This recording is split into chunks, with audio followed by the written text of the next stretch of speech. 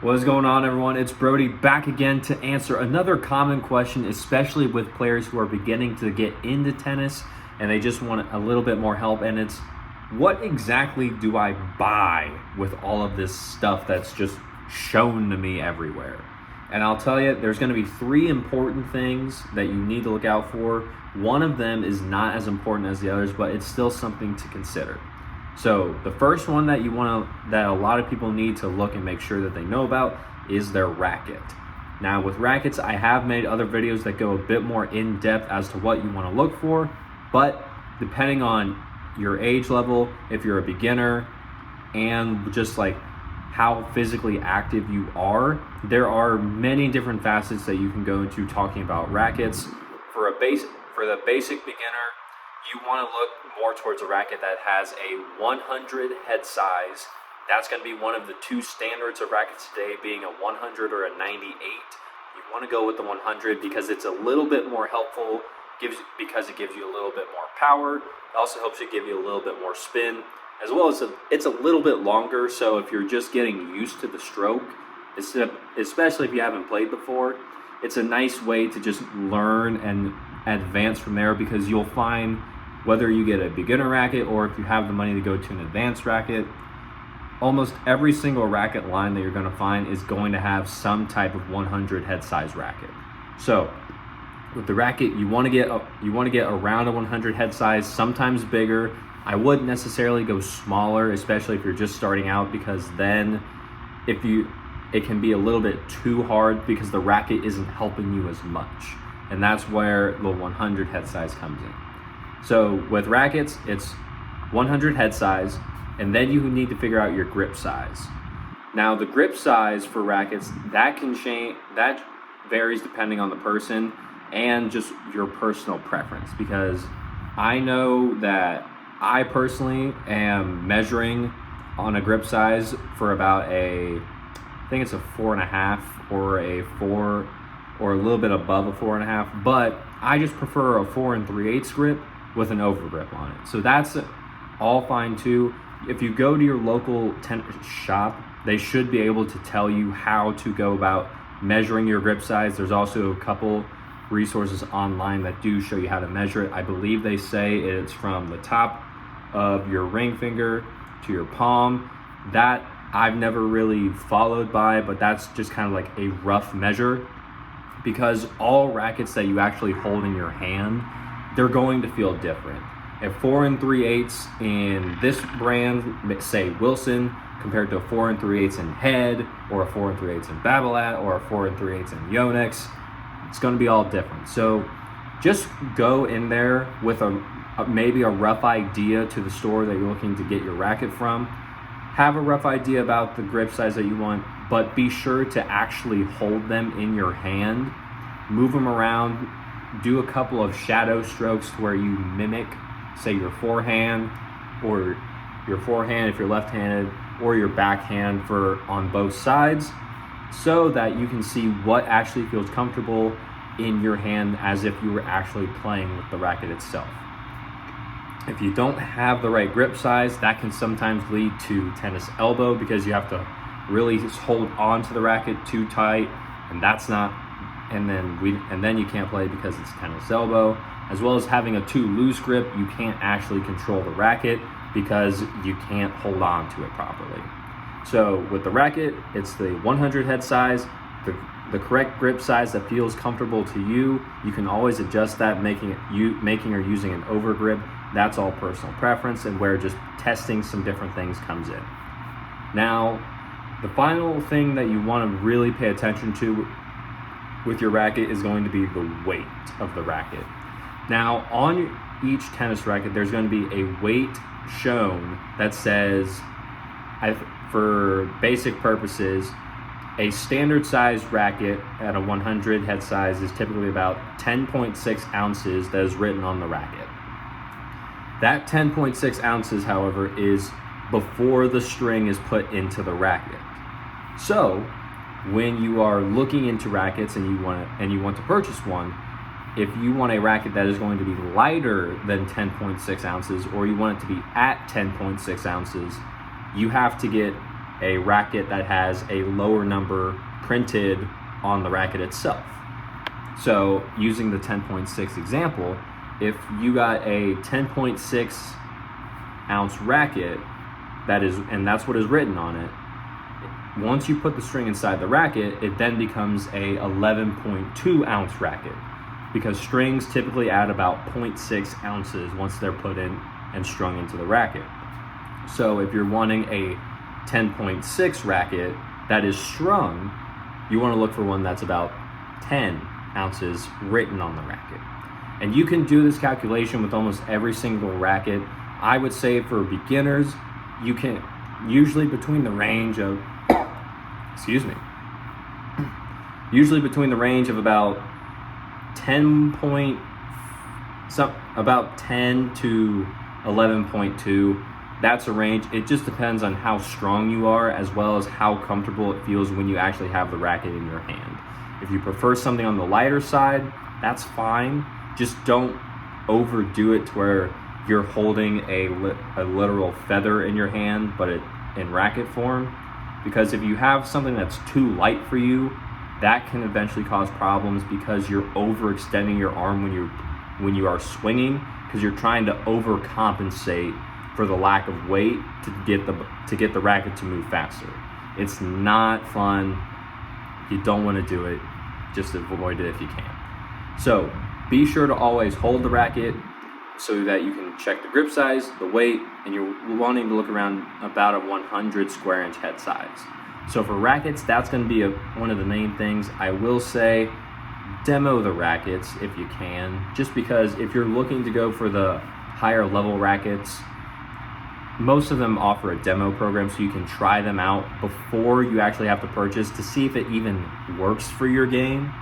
If you're going with a racket that is a little bit lower in price, typically between a $80 to $120 price range is good for a beginning racket, because it is usually just a previous model that it has been sitting on the shelf for a while, and sometimes it even already has strings in it. So you can just go right out and start playing, and you aren't that much invested into the sport if for some reason you end up not liking it, which hopefully you don't. Tennis is great. It's amazing. I personally love it, and that's one of the reasons why I'm here talking to you about it today. Okay, so we covered rackets pretty much. The second important thing that you're going to want to look at is the tennis shoes. Yes, there is actually a difference between tennis shoes and sneakers. Sneakers that you see most people refer to as tennis shoes, those are made for like casually walking around everyday use. You think of your normal Nike shoes like the Blazers or the Air Jordans or something like that, the Adidas Sambas. Those are sneakers. They are not tennis shoes. Actual tennis shoes are constructed differently. They wrap around your ankle a lot more, so they keep your ankle and foot locked into place because of all the different lateral movements that you have to do when you're playing tennis. If you wear a regular sneaker onto a tennis court and you start playing, there's a high probability that you can roll your ankle because the shoe is not made to support you moving like that. So that's where you want to actually go to a store, try on actual tennis shoes to make sure that they actually fit your foot to your specific needs. Different brands have different fits. If you tend to have a wider foot, the K-Swiss Hypercourt Express, that is the widest fitting tennis shoe without going to an actual wide size. That one's typically a good option, as well as New Balance does make a lot of wide specific tennis shoes. For men, they come in the 2E and the 4E. For women, they do come in the D width. So it just is personal preference, but you need to go and try them on so that you can make sure that you're getting a shoe, especially if you're new, that fits comfortably. One of the first things you're going to notice when you put on the tennis shoe for the first time is that the fact that the shoe is going to be tighter on you than normal. That is okay. You want it to be tighter, but not to the point that it's constricting to your foot to where it's putting a lot of pressure or pain onto your foot. If that's happening, not the shoe for you. Get out, try and get out of that shoe, try a new one. Because there will be a shoe that fits pretty well to pretty good on you. You just have to find it. It may take a few times, but it is so much more worth it, because then your foot won't have as much pain. There's less likelihood of you going to the hospital or rolling your ankle, because you found something that fits you properly and is actually made for the sport. So with that, try the shoes on. Usually you can find a pretty good tennis shoe between, like, again, with the Rackets, the $80 to $120 price range. That's usually a good sweet spot. If you want to go a little bit more to, if you tried a shoe on, you really like it, you really want to go for it, sure, go for it, but it's whatever's comfortable to you. There's nothing wrong with getting the $80 shoe when you feel like the fit is better compared to the $160 or $180 shoe when it just didn't fit right. So those are the two main things you need to look out for when getting into tennis. The third one, I said it's not as important, but it is still something to mention, is going to be the string that comes inside the tennis racket. So the strings, especially if you're getting around those $80 to $100 price ranges, like I was saying, most of the time the racket's going to come with string in it. That one's going to be fine. It's designed to just let you have a feel for what the racket does. It's not going to really affect much of anything. It's just there so that you can get an idea of what's going on with the racket, how you play, what your preferred play style is, and what's going on. Now, if you do go for a little bit of a higher end racket that doesn't come with string, you want to typically look for a string that is going to be easy on the arm, as well as not overbearing to where you really don't know what the racket can do, because the string is affecting the play too much. So, with that being said, one of the main string that you want to look for is most likely going to be a multi-filament string. Those ones are softer.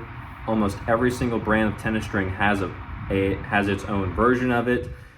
And sometimes, as an added bonus, some of the rackets that you do purchase come with a free pack of string that goes with the racket, courtesy of the racket manufacturers.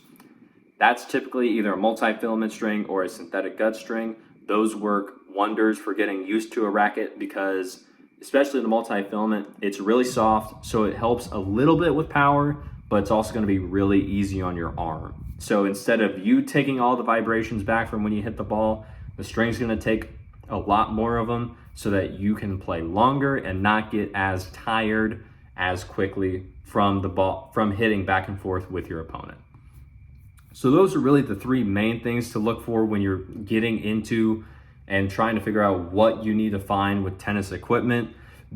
And that's going to be a racket, typically about a 100 head size, between a 10 to 11.2 ounces, as well as the grip size you need and the weight and everything else with it.